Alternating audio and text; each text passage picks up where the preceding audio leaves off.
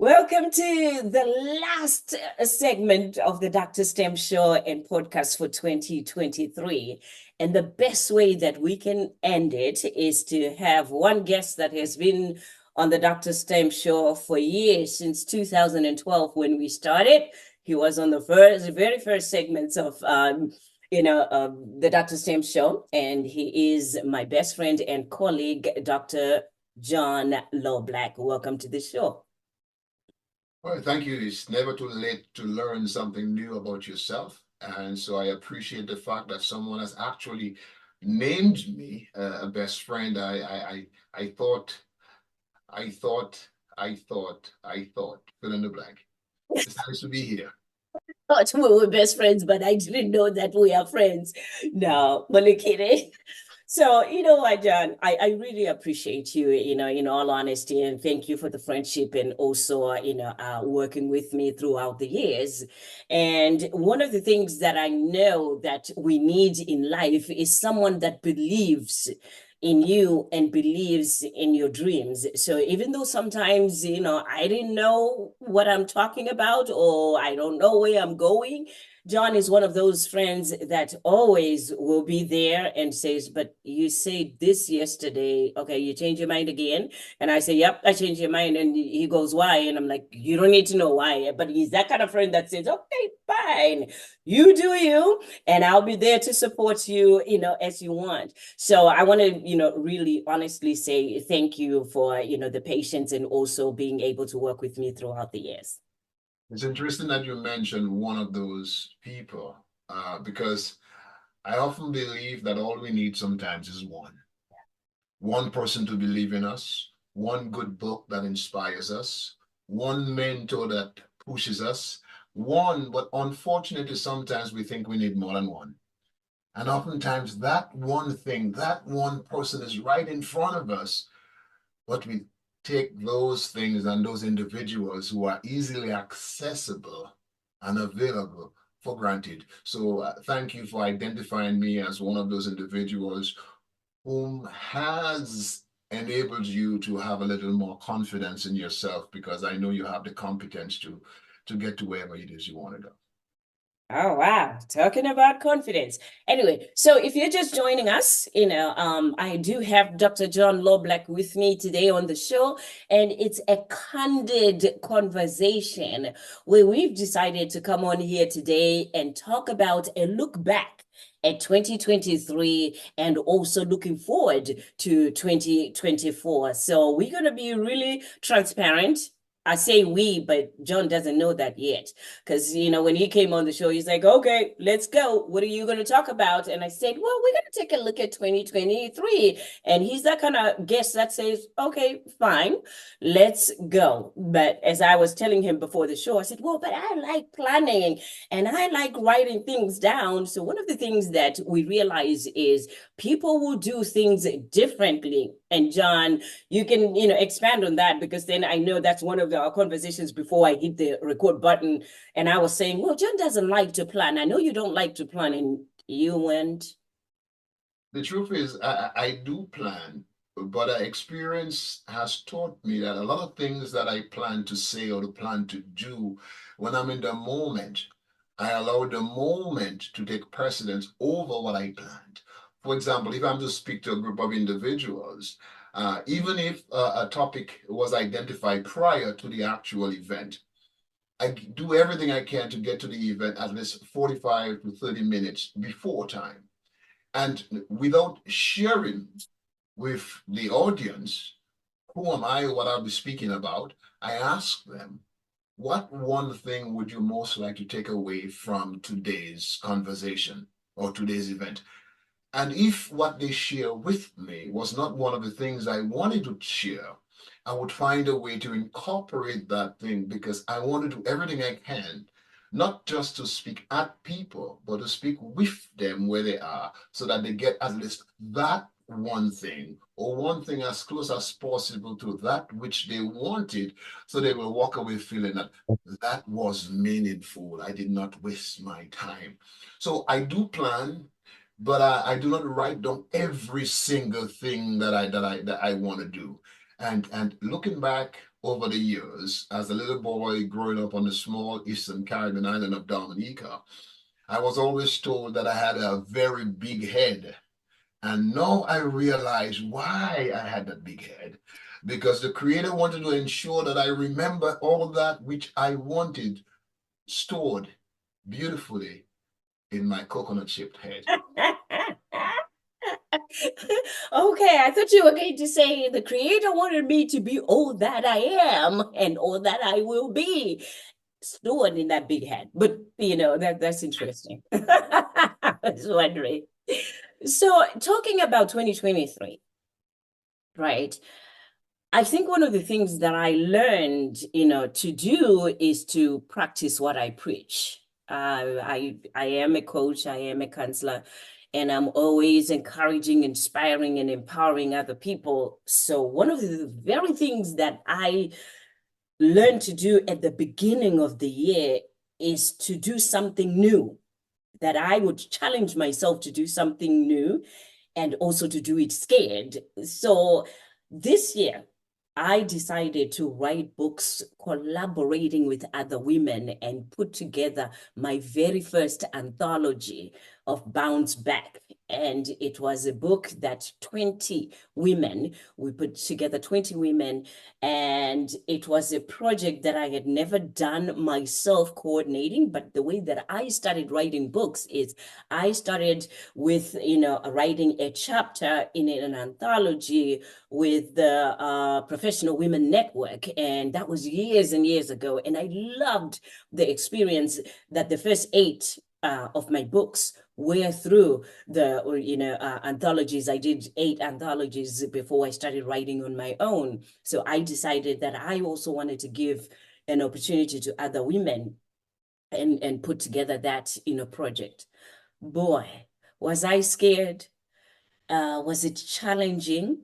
And also, I mean, it was one of those things where you just want to drop it and remind yourself that I don't have to do this. This is an option that I said I want to do, but I don't have to do it, because then it becomes so difficult and so challenging that you just want to drop it. But I didn't. And the reason why I didn't, one is because I also had spoken to mentors like, John, who's, part of my mentor, and say, this is what I'm going to do. And then I like it to have people like yourself and other people that are in the circle, baby sister Nikki, who say, you're going to drop something that you promised 20 people that you're going to do, and now all of a sudden you don't want to do it.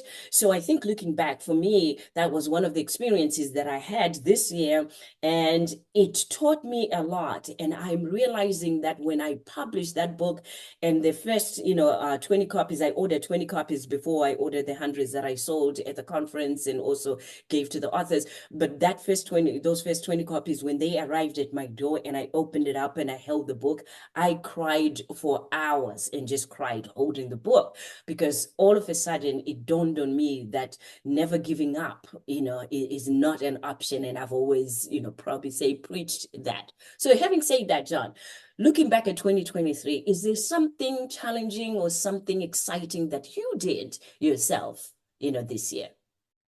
Well, unlike you, where you strove to do something new, something challenging, at the start of every year, I try to identify something I want to learn more than anything else. I'm a perpetual learner. So this year for me was, what new thing could I learn that I could use to help lift someone else up? And that for me was the art of facilitation. Now, for the last 15, 20 years, I've been facilitating learning and development, where I am like the sage on the stage. But I wanted to move away from that slightly, so where to become the guide on the side, help people identify the questions to which they have always wanted answers, but for whatever reason have been reluctant to ask those questions. Maybe because they were told growing up that that's a dumb question, or what kind of question is that? Not realizing that the power does not come from the answer, but the power lies in the question. So my goal was to do everything I can to learn about the fine art of facilitation. And that may surprise you. Prior to our conversation today, I started writing, what did you learn in 2023? And I've already written a page and a half. And more than anything else, what I have learned is that every individual who walks the face of this earth is looking for what's in it for me. Seldom, if ever, someone is looking first about what can I do for John today? If you don't believe me, ask yourself, when was the last time that you got a telephone call and someone says to you, I just wanted to find out, to learn from you, what can I do for you today? 9 out of 10 times, or 10 out of 10, is I was thinking, John, about X. How can you help me? I've learned that.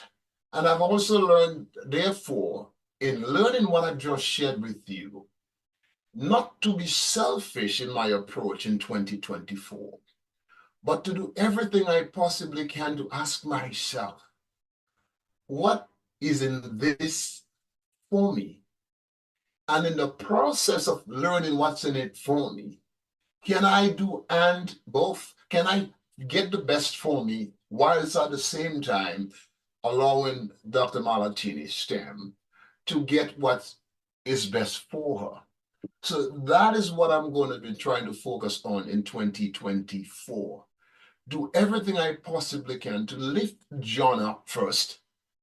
Because if John is lifted up, it will be easier for me to lift someone else up. And more than anything else, I have to find a way to master the art of saying no. Ooh, that's big. Yeah, that's big. And it's interesting you talk about that because, I realize that when I am able to work through my own fears, when I'm able to be transparent about my own fears and work through those, it is also an example, that because I'm always telling people that, listen, if somebody else did it, then it can be done. And that means you also can do it if that's something that you want. So as a result, if I can do it and whatever it is, then anybody else who wants it, because then it just doesn't mean that anybody can do it if that's not something that they desire, that's not something that they want. But if that's something that they want, it's always good when you can see and hear from someone that has done it and they tell you the process of having done it, and then you do it. So as I go through 2024 as well, I'm going to part 2 of doing my second anthology, only because now I know it's not an easy challenge. Now I know that, yes, there'll be new challenges that come up with that there. But if I can go over the first challenges, then that means we can face the second challenges as well. And the other, Let me share something with you if you don't mind me saying yeah, that. yeah, Because whilst I was listening to you go through the excruciating pain, for want of a better way of describing it, that you experienced in the process of doing that anthology, yeah, and your sister, God bless her heart, Nikki, said to you, are you going to give up on something that you promised 20 other people? What Nikki should have said to you instead, are you going to give up on yourself? yeah, Because it's easier for us to give up on ourselves than it is to give up on others. yeah, But guess what others are doing? They are doing everything they possibly can not to give up on themselves. So, as luck would have it, we need to find a way yeah, to do everything we can to fulfill the promises we make to ourselves. ourselves. Yeah. Because if we can do that, it then becomes easier for us to fulfill the promises we make to others. Also, you asked me earlier, what was I listening to before we started our conversation? Oh, you didn't want to answer that. I will share one thing with you that I've learned. And probably you and I have been guilty of doing that over the last 20 or so years. Yeah. The speaker was saying, new speakers, new seminar leaders, new consultants Yeah. need to stop trying to be Er, first, the first new topic, the first new this. Instead, we need to study what's working Yeah. and market ourselves like those who are succeeding have marketed themselves. And then we can use the topics that we were paid or we will be paid to do to bring in what's different, to differentiate us. I said, but that makes a lot of sense.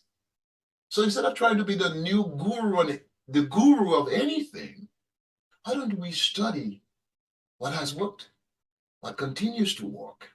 And within that broad scheme of things, then we start unearthing the beauty that we call ourselves or that will distinguish us from everyone else. You know, that reminds me, I think it was Jim Rohn, if I'm not mistaken, or one of the other speakers that we've studied that, talked about people that say, I'm broke, I don't have any money.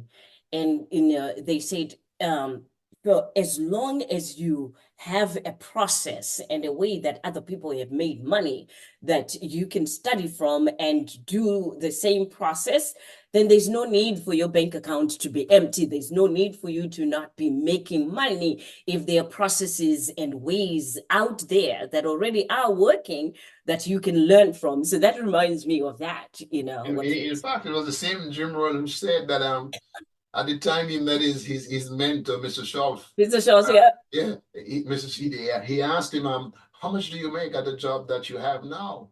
He said $6.25. He said $6.25, and Jim Rohn said, well, that's all they pay. And his mentor asked him, is that what they pay everybody? He said, no. So then the mentor said to him, you're paid for the value you bring to the organization. So therefore, Jim, what I want you to do, I want you to become more valuable. So the more valuable you become to yourself is the more value you bring to all those that your life touch.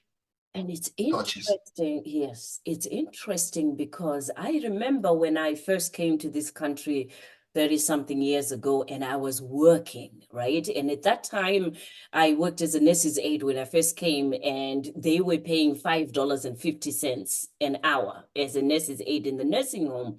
So I didn't realize it then until I learned from Jim Rohn from that speech, right?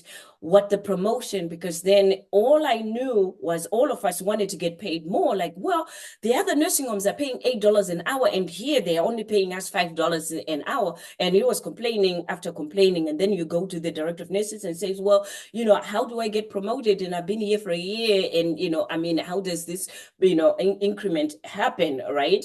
And never dawned on me to say, listen, the difference is if you're just a nurse's aide that comes in, get your assignment going, help the residents and the patients in there, wake them up from bed, feed them, and take them to bed, right?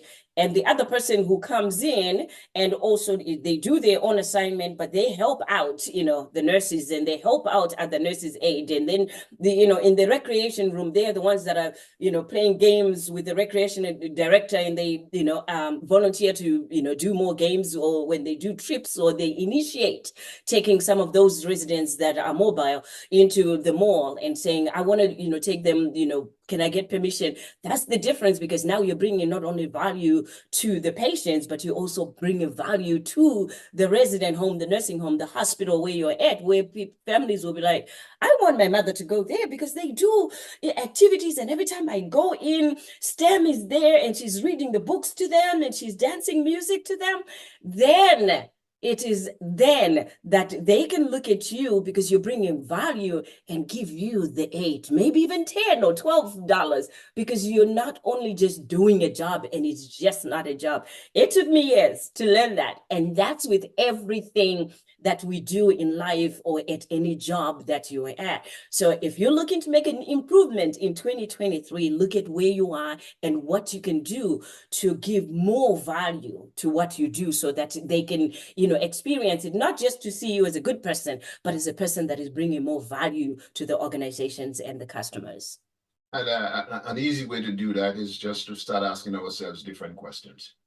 True. What else can I do? Yeah. And if it's difficult for you to find the answer, ask your direct supervisor. What else can I do to separate myself? It starts with us sitting down, spending time with ourselves. The most beautiful person that will ever come across should be ourselves. So we should not struggle to spend time with ourselves without the television set being on, without the cell phone being on. Just spend a few good moments with yourself every day. It does not have to be 30 minutes or an hour. That would be great. But 5 minutes, 5 good minutes every day of yourself, asking yourself, what difference can I make today? And that could go a long way in 2024. You're right. And I think one of the things that I'm also seeing that, I need to do more in 2024 is collaborations, collaborating with other people that are doing the same thing that I'm doing, and also those that would love to learn about what I'm doing. Because I think many a time when you are in business on your own, right, it's easy to find yourself as a solo person that is trying, so hard to make this work. And, I want people to buy this and buy that and buy this. And then it's easy to give up on yourself, as we were talking about, not giving up on yourself, because then it just seems like you're just going around and around in the same circle, in the same cycle, year after year. But the best way to expand is to be able to collaborate and be with other people and, help other people, ask other people to come and help you. And help, I mean, in the like in the business that I'm in, we have what we call affiliate programs. So what happens is, I can get, for an example, my friend John as an affiliate, which means if he sells, let's say, one of the programs, Finding Your Passion, that is $149.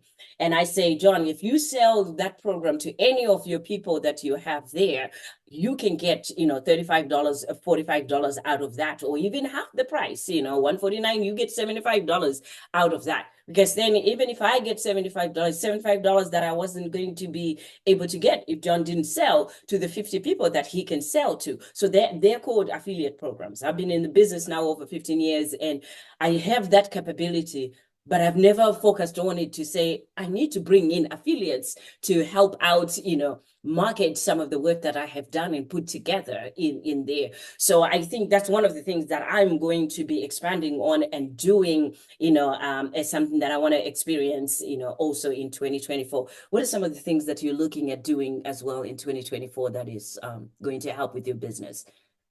Well, to focus, to do less. Like my good friend Kenny, my tennis coach, the countryman who introduced me to the game of tennis, he asked me the other day, so what am I going to do in 2024? I say, I'm going to do less, but I'm going to do less better. Better. See, Ooh. I want to go deeper instead of wider. So that's going to be my focus. I'm going to focus on maybe two things, facilitation and training and development. I've been trying to run away from what I am best at, which is training and development. And in the nonprofit space, that is what I'm more known for. I want to leverage that into doing more facilitation where I can. So that's going to be my focus. Do less better. Have less friends, but have more real friends than real friends. I say that because I was listening to Arthur Brooks and Oprah Winfrey on an interview at Harvard University. They just did a book of how to make yourself happier. And the four things that Dr. Brooks mentioned were: one, family; two, faith, and not necessarily from a religious perspective. The third thing, and the thing that he said, do work that adds meaning to others. So do meaningful work. And then he mentioned friends. He said, but we have to be careful because there are two types of friends. There's what he called real friends, and there's what he called deal friends. And he said, I want to encourage you to list all your friends and put a D, not Democrat, and an R, not Republican, but the deal friends and the real friends, and do everything you can to spend more time with your real friends, those friends who will come and bond you out of jail, regardless to where they are. Not those friends who would call you every day to see what you can do for them, but those friends that will call you every day to see what we can do together. It's interesting because as you grow older, you also realize the value of the people that are around you. And you also realize your own personal value and the value of time, in essence. Because as you grow older, you also realize, and that's probably, I'm saying you in general, because then, everybody's experience is different, but you also realize that time is of essence and there's not much time. For some reason, it becomes like the roll of toilet paper that I heard, that life is like a roll of toilet paper. When it gets to the end, of the toilet paper, it goes fast, and all of a sudden it's like, oh my God, it's time to change the toilet roll. It's gone. And that's how life is. I'm beginning to also realize that, oh my goodness, it's going by fast. But I'm not sure which philosopher who said it, but I learned that from reading a book on Daily Stoic. And the philosopher saying, it's not that life is short, but we waste it. Mm. So it mirrors itself based on what you just said. So if we pay attention to how we used every nanosecond that we have, then we would enjoy more of what we have than if it's just like some people say on the job. Another day, another dollar. Another day, like sometimes some people ask me, how you doing today? They say, well, not bad. I say, well, is it not bad or is it good? Which is it? What is not bad? I would ask them, they would ask me, like my son calls me whenever he calls me because we speak every week. And he said, Dad, how are you doing today? I say, I'm easy like a Sunday morning. He said, Dad, it's Monday, it's Tuesday. I said, it makes no difference. It's just a day. And a Sunday morning is easy, relaxing, is meditative, is reflective. So I try to be that every day. Am I actually like that every day? No, you will find things along the day, throughout the day, that will trip you up. Yeah. But it's the mindset that you bring to whatever it is that you experience. No one is 100% happy every single moment of every day. But I'm not one of those individuals who will chasing something. I say that because someone once said to me, John, are you a hunter or are you a fisherman? I said, what's the difference? He said, well, remember, Christ did not say, go out and be hunters of men. He said, go out and be fisher of men. Yeah. Because when you throw the right bait, guess what the fish do? The fish come to you. When you go hunting, what does the animal do? They It run. run away from you. That's So true. when we chasing this thing we call happiness, guess what happiness is doing? It's running away from us. What we have to try to find to do is to make every moment count. This moment, even if you and I were to do 1,000 other interviews around the same time on the same Saturday, it's going to be different. It will never be the same. But what fools us, or what we allow ourselves to fool us, is we went on vacation and we had such a blast in Barbados or wherever we go, and we want to go back. But it's not going to be the same because even if we're the same two individuals, we're in different places and different ages. Everything is different. So this moment, as the Heath brothers said in their book, Moments, this moment, Dr. Malatini STEM, is the only moment like this. Yeah. Yeah. So we have to do everything to make it be the best moment because this moment will never ever come back. You're right. You're right. And as we go into 2024, you're right. One of the things that I want to do more of, and I've been doing that, lately more of, and it helped me in 2023, is being still, to be still. To be still in a sense where every moment counts and every day counts, which means not like, Dr. Loblack just said, right? That not every moment is going to be good, neither is it going to be bad. But in every day and every moment, there is good and bad. So one of the things that I also realize, and I'm always, talking to the people that I work with to say, we have choices in life. We have choices every moment. It's how we respond or how we react. It's what we do with the information that we get and what we don't do with the information. It's how we choose to be with people that we are around and how we choose not to be with other people that we're not around. So it's always about the choices, but I think you will be able to notice those choices when you are in a space of quietening your mind and being in a space where you can really look and see what's happening around you and what options and choices that you have. What are your thoughts about that? Well, I want to go back to what you said about good or bad. Yeah, okay. Wouldn't good or bad be judgments? The moment is just the moment. And as Shakespeare said, nothing is right or wrong. And let me play up those words. Nothing is good or bad, but thinking makes it so. Mhm. Because we have been in situations where we think is the worst thing that ever happened to us. And when the dust settles, we realize, wow, this is the best thing that ever happened to us.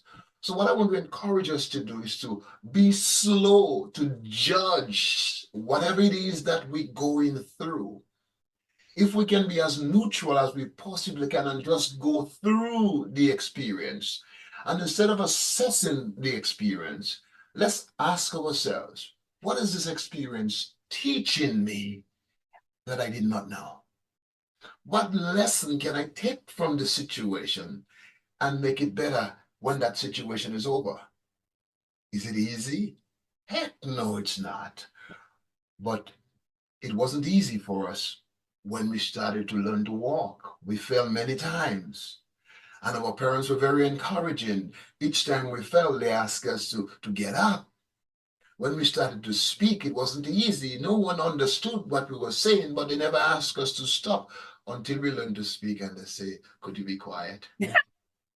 They did that. So let us find it in us to be less judgmental. In fact, that is one of the rules that I've written down for myself, that Yeah. I'm going to evaluate myself every day. Did you judge others today? Mm.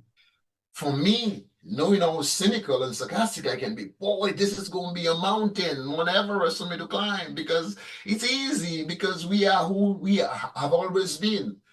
So I'm going to try to slow down so I can go fast.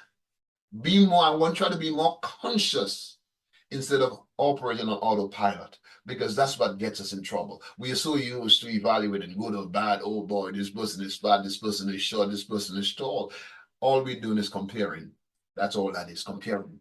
But good and bad are necessary. They go together, because if we had never experienced, quote unquote, what was good, we would never know what was bad. So Yeah. we need both. We need both. But let us be as less judgmental as possible. If I can encourage you to do one thing different in 2024, is to be slow to judge people and situations.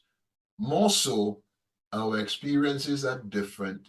Hence the reason why we see everything different from someone else. Even if you and I are looking at the same thing, you grew up in Zimbabwe, I grew up in Dominica, we're going to see it differently.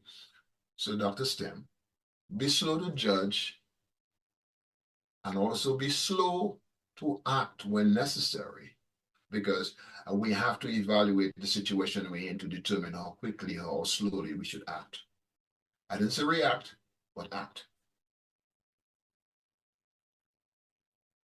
Am I like speechless? Yes. Because there are certain conversations that you can go back and forth, but I received that. And, one of the things that I wanted to also make sure that we understand is, sometimes we could be saying the same things and then we say it in a different way. And, I mean, again, like just like he's saying, it's part of that, do I want to reevaluate this, reassess this, or take it as it is, or continue the conversation and understand that sometimes you also have to agree to disagree. And then, many a time you'll be saying the same thing, but just saying it in a different, in a different way. It's Also, you said agree to disagree. Also, we have to learn to disagree to agree. Ha ha ha ha ha. yeah, Go ahead, Dr. Steph. fair with that. So Taking a look at 2023, what I want to remind all of you that are listening to this candid conversation, and we're going to be having more of those. And that's one of the things that, Dr. Loblack just didn't know, that we're going to have at least one day that we'll have candid conversations, and we will bring in candid conversations, because when I tell you candid conversations, this gentleman is one of those people that, boy, it can be candid, but some of the things can be also controversial. So we will go there in 2024, where we'll have candid and controversial, conversations, where sometimes I end up saying, I guess it's a man thing. And he'll go, no, it's a human thing. And I'm like, no, but that's a man's way of thinking. He's like, no, that's a human way. But we're going to do that. More of that. 100%. Exactly, 100%. well. Yeah. So in 2023, I did a podcast. I mean, a live, because I do live on Tuesdays, but I did a live, that I was asking people and saying, write at least 10 accomplishments that you did or that you had in 2023, just to take a look at the things that you have done. Because many a time we don't take time to embrace, acknowledge, and be grateful of the effort and the things that we have done. Because as you know, gratitude is big. That can take you into the next year or next day. If you're grateful of what you've done and what you have, received, then it's easier for you to be open to even more in 2024. Well, for me, I mean, I do a similar exercise, but I don't ask for 10. I ask for one, because I'm a strong believer that it starts with one. Mm-hmm. And if you were to ask me what is the what I experienced rather than accomplished in 2023 that I am most grateful for, I would say reconnecting with my brother. Yeah. And when we went to Dominica for the first time, for me in almost 30 years, and for him in more than 30 years, for funeralizing our stepfather, from that time we have never stopped connecting. We have connected in ways that would make my mother very, very proud. So that for me was a biggie. And also reconnecting with one of my best friends that we had not spoken for years, James Seaman, and that has been that has been fantastic. That has been fabulous. And for me, is learning from players, soccer players, whom I would describe 30 years ago as having a serious dislike and distaste for how I did what I did as captain and coach. To learn that what I did and how I did what I did was so impactful on them. It Oh, never wow. forget me. Yeah. Yeah. Isn't that amazing that it gives us also a direction on what we do every day? Because sometimes you might not think that you're being impactful with the work that you're doing and the things that you're doing. And yet there are many more that never say anything, but they find what you do very impactful in their life. So, I mean, I would be amiss if I don't, say I'm grateful, and also to thank each and every author that wrote a chapter in Bounce Back, because they opened up their hearts and many shared stories that they had never shared with anyone on paper, that now the world will read their stories and read what the pain that they went through, and also, how they have been able to bounce back or continue to work through just getting out of the pain of the experiences that were shared in there. So that was one of those things that I'll forever be grateful for, because they also found it in them to share those stories with me and allow me to publish those stories. Bounce Back, you were there at the Bounce Back conference.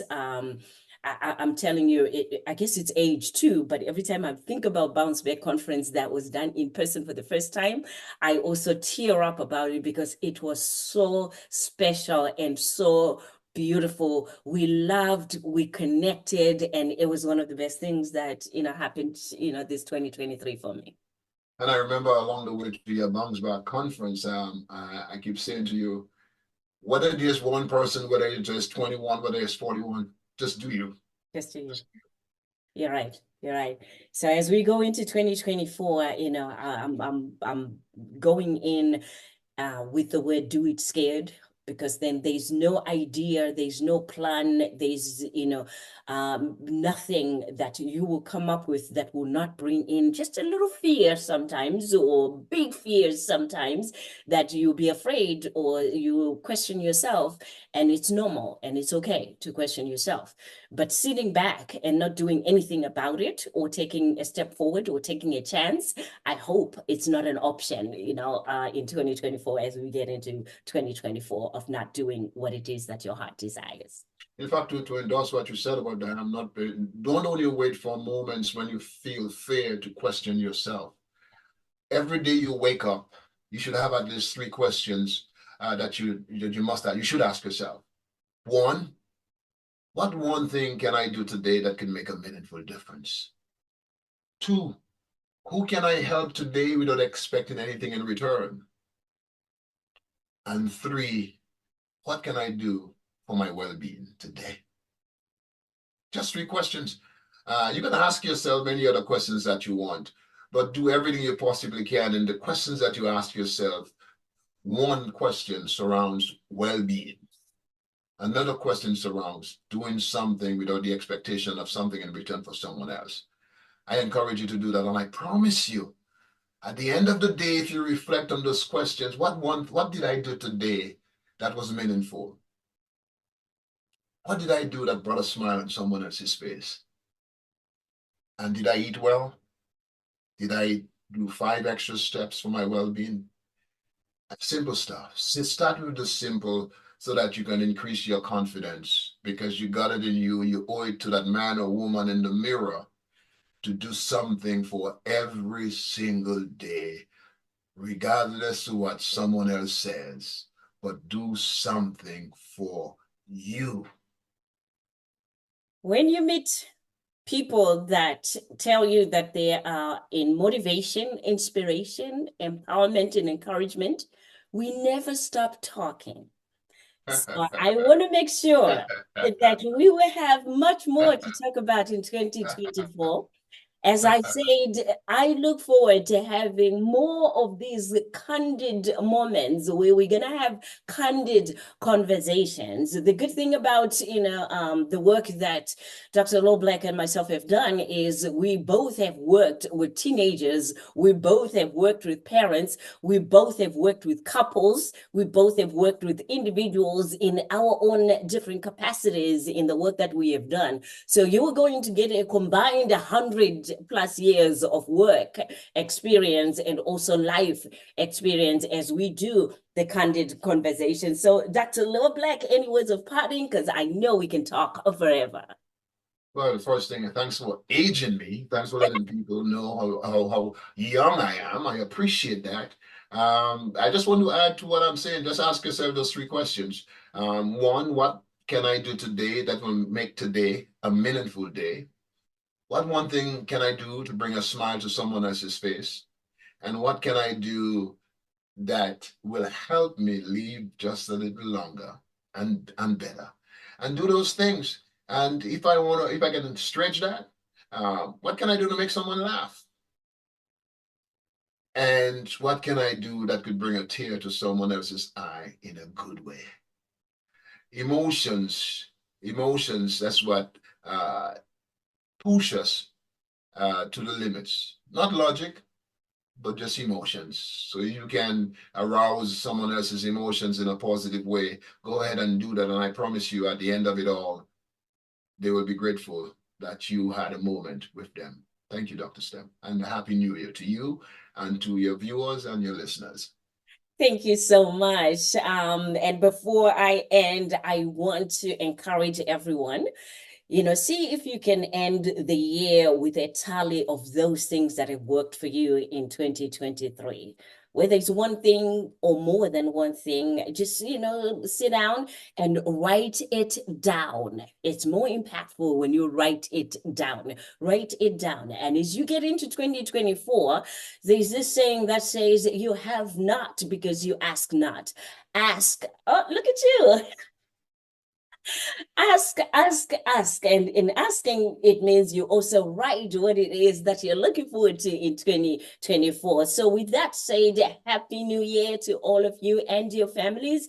And as I said, we look forward to having you listen to more of our Candid Talks with Dr. John Loblack. And once again, my name is Dr. Stem. And as I always say, be encouraged.